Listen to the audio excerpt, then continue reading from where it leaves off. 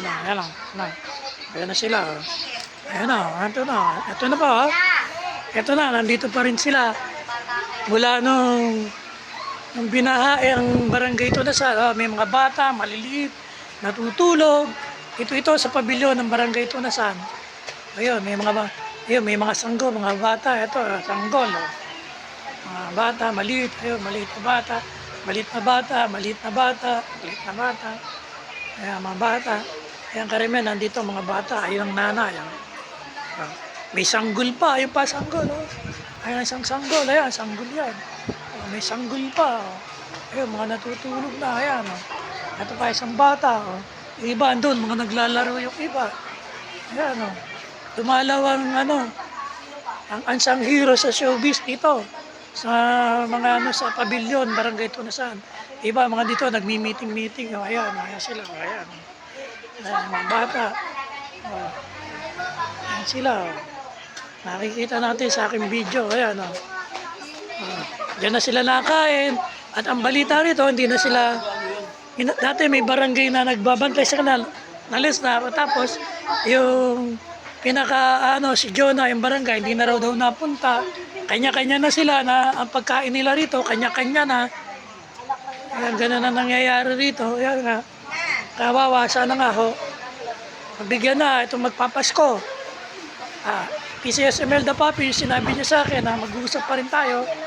Ayan, kasi nga nakita ko nga meron ng PCS sa vehicle ang Muntinlupa.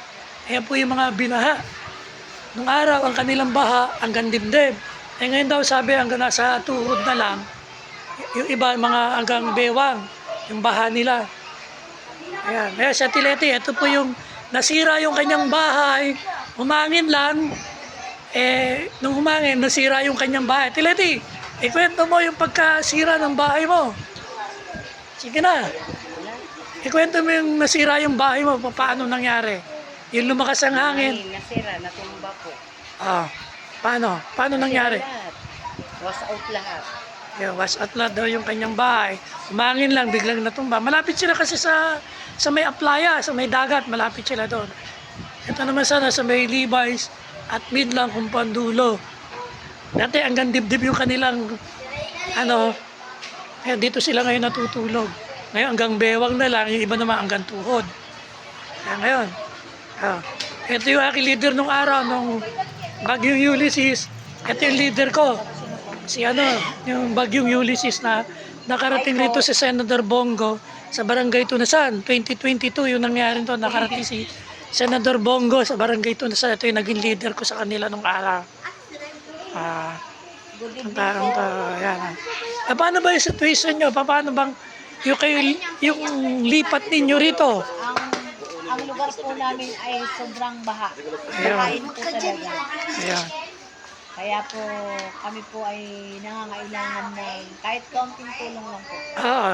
Para sa amin. Oo nga, meron nang ikinunik na nga daw kay Mayor Biaso. Nasabi sa akin ang staff ni Senator Bongo sa LGU ng Muntinlupa kay Mayor Biaso. Kaya hintay tayo siguro ng tawag ng SSD,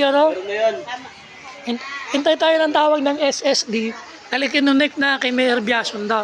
Sabi ng staff ni Senator Bongo. Kaya meron din bahay din dito. Dito, may mga